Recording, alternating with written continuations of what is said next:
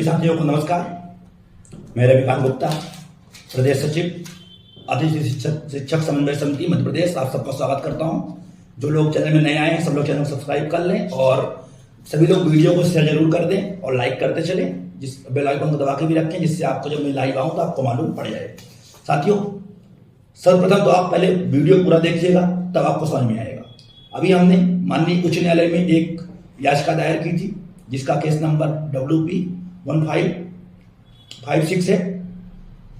साथियों, इस याचिका में माननीय उच्च न्यायालय ने हमारे बारे में बहुत सारी बातें कही और जिसको मैं भी आपको आगे पूरा डिटेल मिल जाएगा वीडियो में। तो अभी इसके पहले भी कुछ आप लोगों को ऑर्डर दिखाए गए थे। एक पेज में माननीय उच्च न्यायालय ने हमारे लिए ऑर्डर कर दिया कि इन्हें नियमित कर दिया जाए, लेकिन ऐसा आज तक कोई ऑर्डर माननीय उच्च न्यायालय ने नहीं किया है, क्योंकि माननीय उच्च न्यायालय को ऐसा कोई अधिकार नहीं है। ये माननीय उच्च न्यायालय ने इस याचिका में स्वयं कही है। आप लोग इस याचिका को ऑनलाइन में देख सकते हैं। इस याचिका में माननीय उच्च न्यायालय ने यह भी मान लिया है कि अतिथि शिक्षकों की नियुक्ति एक सिस्टम से होती है, मेरिट बेस पे होती है और इसके अलावा आप लोगों की जो नियुक्ति हो रही है कंप्लीट प्रोसेस फॉलो करने के बाद होती है। आप लोग स्कूलों में समस्त काम करते हैं, चाहे वो चुनाव ड्यूटी हो, कॉपी चेक करना हो, प्रायोगिक परीक्षा हो, जो भी एक नियमित शिक्षक काम करता है वो सभी हम लोग काम करते हैं। ये माननीय उच्च न्यायालय ने मान लिया है। अभी आपको आगे वीडियो में मिल जाएगा। तो साथियों, उच्च न्यायालय ने ये जरूर कह दिया कि हम नियमित नहीं कर सकते, क्योंकि सुप्रीम कोर्ट ने हमें से गाइडलाइन दी है 2008 में ही कि हम कोई भी ऐसे जो संविदा कर्मचारी हैं उनको हम नियमित नहीं कर सकते। इसलिए अब हम इस याचिका को लेकर के सुप्रीम कोर्ट जा रहे हैं, जिसमें हम आप सबके सहयोग की अपेक्षा करते हैं। सर्वप्रथम आप लोग इस वीडियो को ध्यान से देखिए और पूरा मैंने जो केस को समझाया है पहले आप केस को समझिए। ये याचिका हमने माननीय उच्च न्यायालय जबलपुर में लगाया था, जिसमें जो सुनवाई हुई चीफ जस्टिस के सामने। जो मुख्य न्यायाधीश उच्च न्यायालय के हमारे मध्य प्रदेश के हैं, जस्टिस रवि मलिमत जी और विशाल मिश्रा जी। 16 फरवरी को ये ऑर्डर हुआ। इसमें लगभग मैं पिटिशनर में था और 120 लोग इसमें हमारे शामिल हुए हैं, जो सभी व्यापम पास हैं और D.Ed. B.Ed. कंप्लीट हैं। और एक केस और लगा हुआ है जिसका केस नंबर 1561 है, जिसमें केवल D.Ed. B.Ed. साथी हैं और वो व्यापम पास नहीं है। तो इस पे ऑर्डर हुआ है। हमारे केस को डिसमिस किया गया इस बेस पे कि हम किसी भी कर्मचारी के लिए नीति बनाने को सरकार को नहीं कह सकते। ये राज्य सरकार का काम है, इसके लिए हम उत्तरदायी नहीं हैं। तो मैं आपको ये दिखा रहा हूँ, लगभग 120 लोगों ने इस केस में भाग लिया है। पूरा वीडियो देखेंगे तो आपको समझ में आएगा। मैं केस को एक एक करके पूरा विस्तार कर रहा हूँ।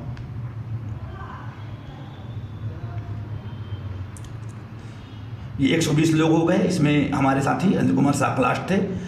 इसमें हमने पार्टी बनाया था बल्लभ भवन भोपाल, PS मैडम को, प्रिंसिपल सेक्रेटरी डिपार्टमेंट ट्राइबल और commissioner director DPI, commissioner tribal विभाग। ये हमारे पिटिशनर थे। आइए हमारा यहाँ से ऑर्डर शुरू होता है।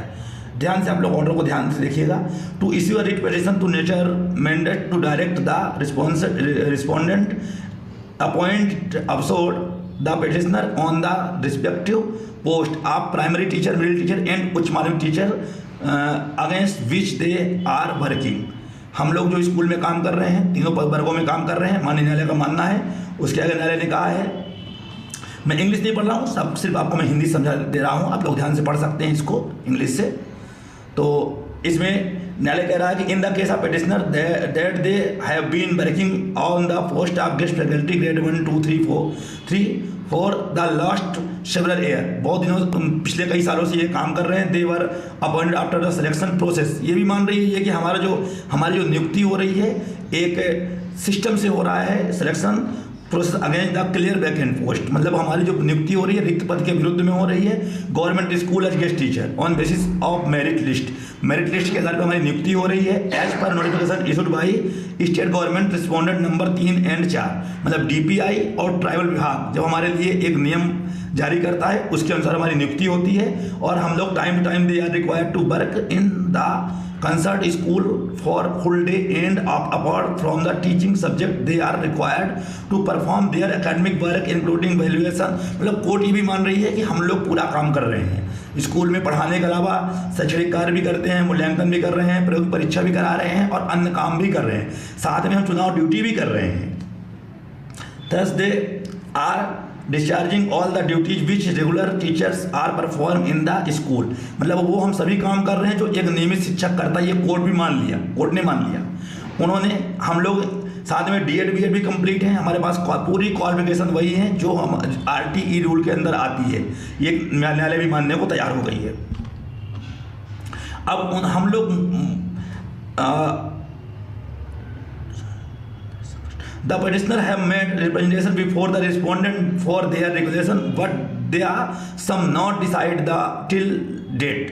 हम लोगों ने जो पेटिशनर हैं उन लोगों ने माने जो हमारे रिस्पोंडेंट है मतलब डीपीआई, बल्लभ भवन, ट्राइबल विभाग, सब में हमने आवेदन लगाया कि हमें नियमित किया जाए, लेकिन आज तक उसमें कोई विचार नहीं किया गया है। The state government has not formed any policy for filling the post against the which petitioner are working directed by the court wide order date 11/10/2018 passed in WP number 18935 of 2018।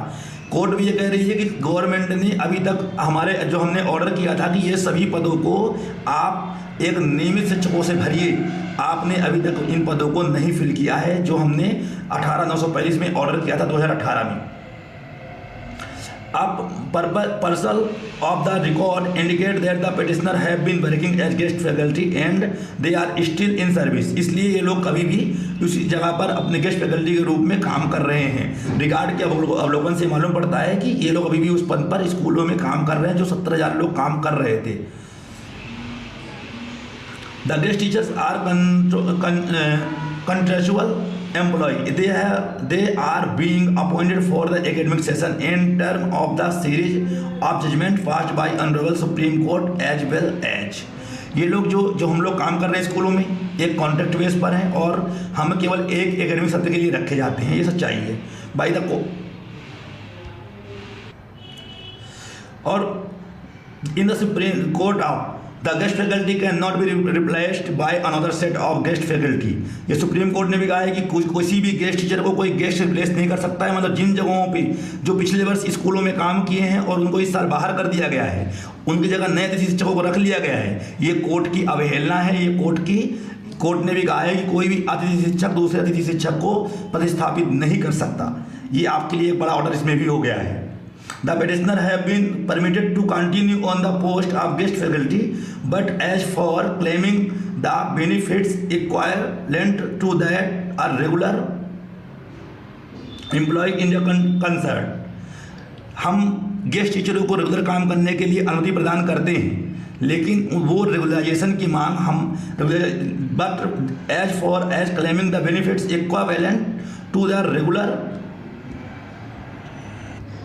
employee is concerned, cannot be any similar between as guest teacher and a regular appointment teacher। हम किसी भी guest teacher को regular पद पर नियुक्त करने के लिए आदेश नहीं कर सकते हैं, क्योंकि हमारे हिसाब से कोई भी कर्मचारी और अतिथि शिक्षक में समानता नहीं होती।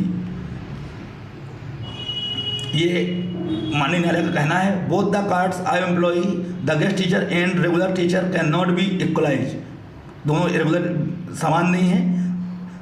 The petitioner are only working as guest faculty on contract basis for an academic session subject to continuation for the service looking the performance। हाँ, इन्हें जो गेस्ट टीचर हैं उनको परफॉर्मेंस के आधार पर उन्हें एक साल के लिए स्कूल में रखा जाता है। as right the contractual employee are concerned, they do not have any right asking the regularization of their service। हमारे पास कोई ऐसा राइट नहीं है कि इनकी सर्विस को हम नियमित कर सकें। The law with respect to contract employees is settled by the Honorable Supreme Court of State Bank versus Goyal reported 2008 when it is। ये हम ऑर्डर सुप्रीम कोर्ट की इस आदेश के तहत में कर रहे हैं जो state bank of India versus Goyal reported 2008 में किया था। देखिए मैंने ये और बताया था आपको कि जो भी कोर्ट अगर कोई बात कहेगा तो उसमें कोई ना कोई सुप्रीम कोर्ट का हवाला वो देगा। इसमें है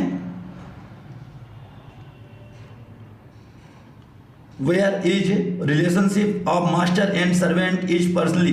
इसमें बताया गया है कि जो मालिक और कर्मचारी का जो सेवा अनुबंध होता है वो व्यक्तिगत सेवा का अनुबंध विशेष रूप से नहीं होता है। धारा 44 में नहीं 14 में नहीं रोके गए, ध्यान में रखते हुए relief 1963 even if the termination of the contract of the employee is found to be illegal और in the branch the remedy of the employee is only to seek damage and not specify. मतलब ये कहने का मतलब ये है कि अगर किसी भी टीचर को गलत तरीके से बाहर किया गया है, किसी भी एम्प्लॉय गलत तरीके से बाहर किया गया है, तो उसके लिए हम नियम बना सकते हैं, लेकिन उनको नियमित करने के लिए हम कोई भी रूल नहीं बना सकते। ये पूरा उन्होंने रूल बनाया है कि ये रूल इस और मतलब ये जो 19 आर्टिकल 311 है, आर्टिकल 309 है, इसके ये पूरा उन्होंने मतलब इस ऑर्डर को पास करने के लिए पूरा उन्होंने आर्टिकलों का हवाला दिया। ये ऑर्डर है सर, इसे ऑर्डर कहते हैं, क्योंकि ऑर्डर जब होगा तो आपको बाकायदे पूरे एक एक ऑर्डर उसमें समझाएगी कोर्ट। इसके आगे भी पूरा ये उन्होंने दिया है। लास्ट है ये division bench of the court. ये हम लोगों को 2015 में एक ऑर्डर हुआ था, Brijendra Gupta versus state of MP and bunch of rate appeal decide on 18/3/2006 has considered the similar analogy and has held the एजेंडर। देखिए मैंने कहा था कि हम लोग सुप्रीम कोर्ट हाई कोर्ट से केस कितनी बार हार चुके हैं। 15 में हमने केस लगाया था, 16 में हार गए वो केस को, फिर 18 में लगाया, सुप्रीम कोर्ट ने उसे हाई कोर्ट ने खारिज कर दिया, और ये पूरा उसकी ऑर्डर दिया हुआ है।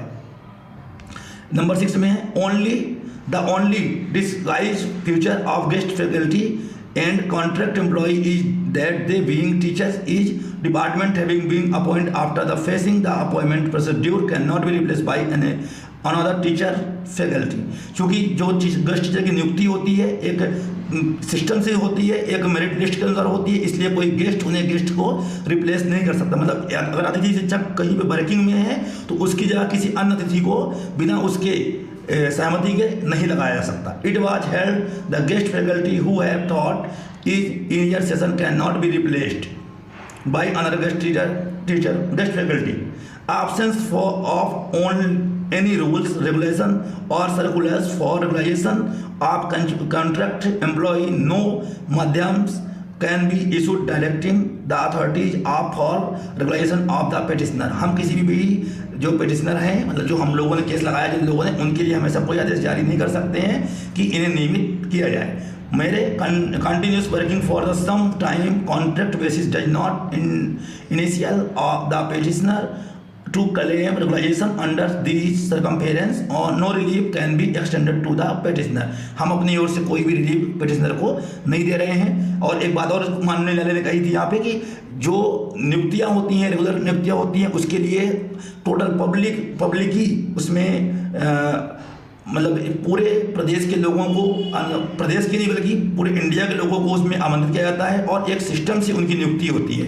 तो आपको मैंने दिखा दिया कि ये ऑर्डर हमारा माननीय न्यायालय ने किया था, आप इसको आप समझ गए होंगे, और ये आप लोग इस केस को ऑनलाइन भी इस केस नंबर से सर्च कर सकते हैं।